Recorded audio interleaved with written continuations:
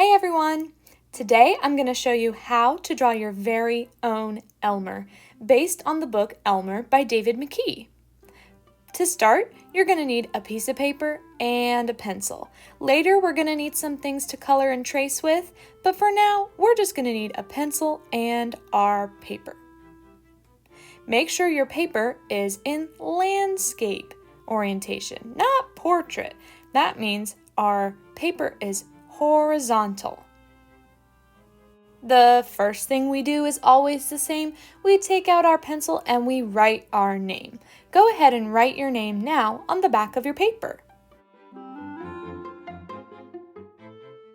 All right, to start drawing Elmer, we're going to need to draw an oval for the body. We are going to start with a great big oval. We want to make sure it's big because we are going to draw all sorts of patterns and designs and colors inside.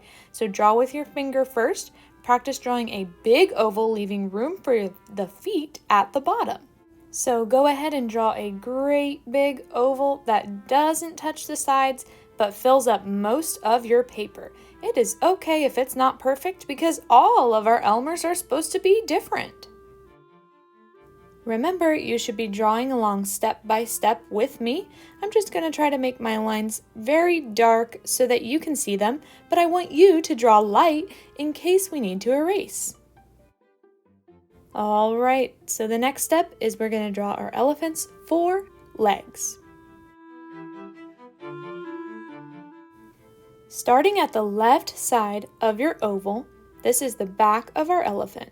We are going to draw a diagonal line down, diagonal line toward the right and down, go across a horizontal line, and then back up into the body.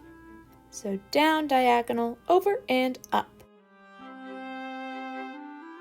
Then we're going to go across a little bit, and we're going to go down diagonally the other way,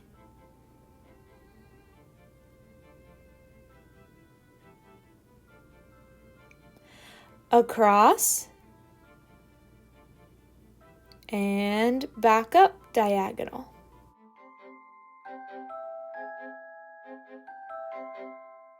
Now we're going to draw the other 2 feet. Starting from that last line we just drew at the body, we're going to go down and over.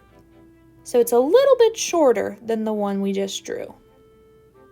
And at the back, we're going to start going down and over. Again, making that leg a little bit shorter than the one in front.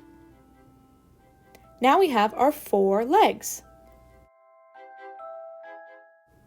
Next, we're going to draw the head and trunk of our elephant. First, we're going to find the top right corner of our oval. Not the top, not the right, but the top right. That's kind of in the corner of our oval. We're going to go over and down, a curved line that goes over and down, over and down. Then we're going to continue that line down, down, down, down, down, and curve it around almost like the letter J. Down and curve, a long trunk.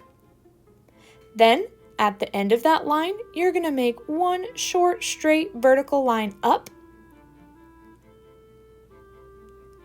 And to end our trunk, we're going to curve it around and back into the body of our elephant.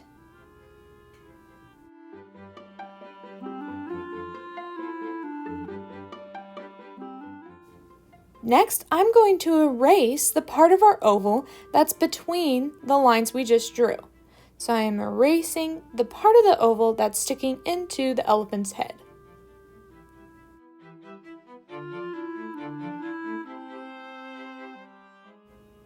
The next step is we're going to draw our elephant's ear. Now, elephants have big ears. We are going to draw our ear toward the front of our elephant, not in the middle, toward the front. So we're going to pick a spot and draw a great big C. I drew mine a little bit pointed, kind of going up, down, and then over, like a big C for the ear.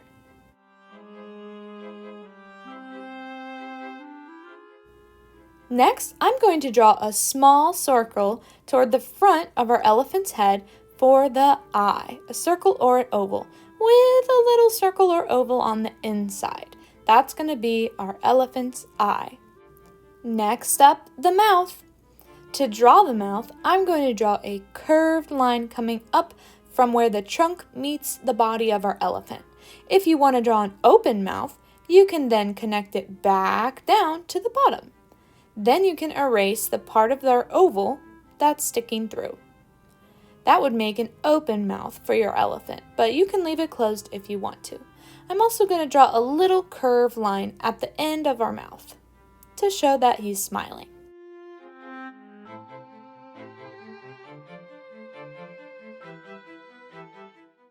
And last but not least, we need to add a little tail to our elephant. I'm going to make a curved line coming out and then back in, just for a little tail. And I'm going to erase that part of the oval.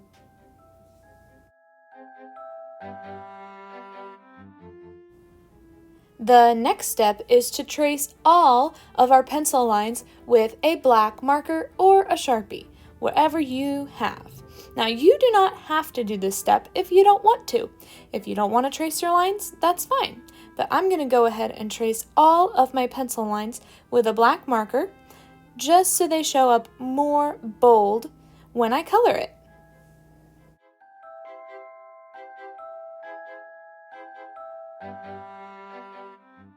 Now, if you wanted to add any other personalizing details like a silly hat or a hair bow or eyebrow or eyelashes or an earring or anything you want on your elephant, you can. Some teeth maybe, some crazy hair, some toes or shoes.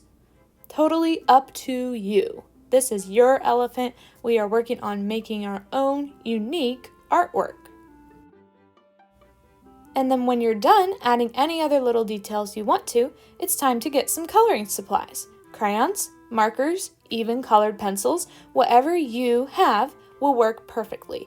I think I'm going to use crayons to color my Elmer the elephant. Before you start coloring, I want you to think of how you're going to color your Elmer. Now, I'm doing mine in kind of like tie-dye rainbow stripes, but you should make yours different and unique to you. What do you want your Elmer to look like? Polka dots, stripes, zigzags, stars, hearts, flowers, crazy swirls? You decide how you want yours to look. You could even draw pictures on your Elmer. Whatever you decide, make sure you take your time, do your best, and fill up your entire elephant. When you're done coloring, you can add a background. Maybe you want to make your Elmer standing on some grass and you want to draw the sky, or you can draw anything you want in the background. Remember, the background does not mean the back of our paper. It means all that white space around our subject, which is our elephant. So decide what you want in the background. And then if you also finish that, then you can free draw on the back of your paper.